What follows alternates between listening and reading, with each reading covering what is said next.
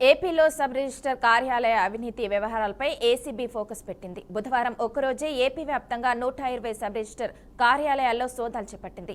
కొన్ని చోట్ల అర్ధరాత్రి వరకు సోదాలు కొనసాగాయి. తిరుపతి జిల్లా రేణిగుంట, ఎన్టీఆర్ జిల్లాలోని ఇబ్రహీంపట్నం, ప్రకాశం జిల్లాలోని ఒంగోలు, విజయనగరం జిల్లాలోని భోగపురం, సత్యసాయి జిల్లాలోని చిలమత్తూరు తదితర సబ్ రిజిస్టర్ కార్యాలయాల్లో తనిఖీలు జరిగాయి. విశాఖ, అన్నమయ్య, కోనసీమ, ఏలూరుతో పాటు అనకాపల్లి జిల్లాల సబ్ రిజిస్టర్ కార్యాలయాల్లో సోదాలు కొనసాగుతున్నాయి. సబ్ రిజిస్టర్ కార్యాలయాలపై వచ్చిన ఫిర్యాదుల నేపథ్యంలో ఏసీబీ విస్తృత దాడులు చేపట్టింది. ఏపీలో సబ్ రిజిస్టర్ కార్యాలయాల అవినీతి వ్యవహారాలపై ఏసీబీ ఫోకస్ పెట్టింది. బుధవారం ఒక్కరోజే ఏపీ వ్యాప్తంగా 120 సబ్ రిజిస్టర్ కార్యాలయాల్లో సోదాలు చేపట్టింది. కొన్ని చోట్ల అర్ధరాత్రి వరకు సోదాలు కొనసాగాయి. ఇక ఇదే అంశానికి సంబంధించి మా రీజనల్ కోఆర్డినేటర్ సుధీర్ అందిస్తారు. సుధీర్, చెప్పండి.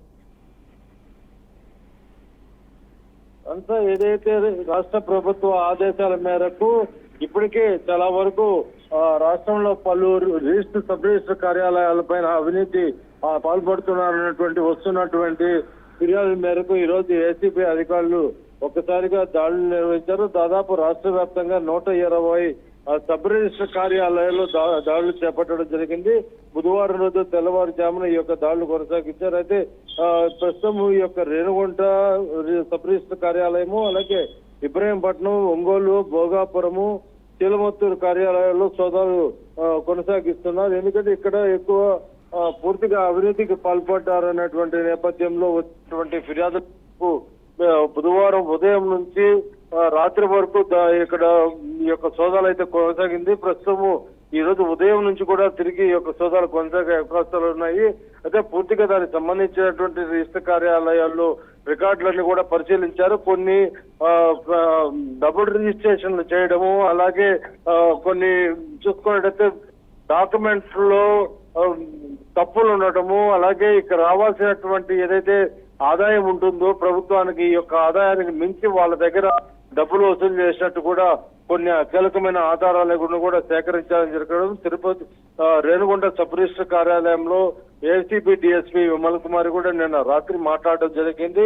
దీనికి పలు కీలకమైనటువంటి పత్రాలను కూడా స్వాధీనం చేసుకున్నామని చెప్పారు. ఎప్పుడైతే ఈ యొక్క దాడులు కొనసాగించారో ఈ నేపథ్యంలో పక్కనే ఉన్నటువంటి డాక్యుమెంట్ రైటర్లు ఎవరైతే ఉంటారో మొత్తం కూడా ఒక్కసారిగా తాళాలేసుకు వెళ్ళిపోయినటువంటి పరిస్థితి ఉంది. ఎందుకంటే వీళ్ళని విచారిస్తే ఇక మరిన్ని కీలకమైన విషయాలన్నీ కూడా బయటపడే అవకాశాలు ఉన్నాయని ఎప్పుడైతే ఏసీబీ అధికారులు లోపలికి వెళ్లారో వెంటనే షట్టర్లు వేసుకొని దాదాపు 10 డాక్యుమెంట్ రైటర్ల షాపులన్నీ కూడా మూత వేసుకుని వెళ్ళిపోయినటువంటి పరిస్థితి ఉంది.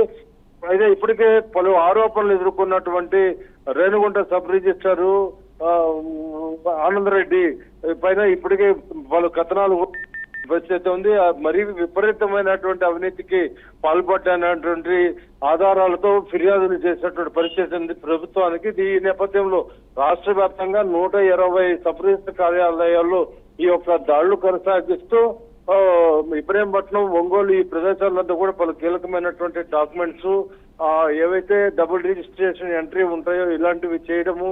ఎందుకంటే దీనివల్ల డబుల్ రిజిస్ట్రేషన్ చేయడం వల్ల తీసుకున్న వాళ్ళు కొట్టుకుని తెచ్చేటువంటి పరిస్థితి అయితే ఏర్పడుతుంది. గతంలో కూడా ఇలాంటి చాలా గొడవల కారణాలు ఈ యొక్క డబుల్ డాక్యుమెంట్ రిజిస్ట్రేషన్ చేయడం వల్లే ఇటువంటి తప్పిదాలన్నీ కూడా చేసి ప్రజల్లో ఘర్షణ వాతావరణం ఏర్పరిచారు. అలాగే చేయటానికి మరింత అవినీతికి సంబంధించి అధికారులు ఎవరైతే ఉంటారో వాళ్ళు వీరి దగ్గర మరింత అధిక మొత్తంలో డబ్బులు కూడా ముక్కుపిండి వసూలు చేసినటువంటి పరిస్థితి ఉంది. ఒక డాక్యుమెంట్ ను రిజిస్టర్ చేయాలంటే లక్షల ముడుపులు పెట్టేటువంటి పరిస్థితి అయితే ఉంది. అయితే ఇప్పటికే పలు ఆరోపణలు ఎదుర్కొన్నటువంటి రేణిగుంట సబ్ రిజిస్టర్ కార్యాలయము కోట్లు ముడుపులు చెల్లించిన తర్వాత ఆ యొక్క పీఠం ఎక్కేటువంటి పరిస్థితి ఎవరైతే ఉంటుంది, ఎవరు వచ్చినా కూడా చెల్లించాల్సినటువంటి పరిస్థితి ఉంది. వీళ్ళకి ఇట్లు రాజకీయ నాయకుల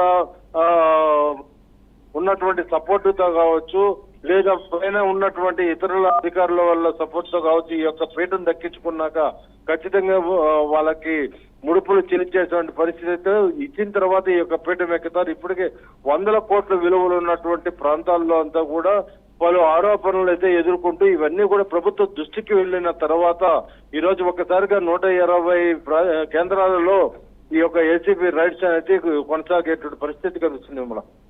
ఓకే, థ్యాంక్ యూ సుధీర్.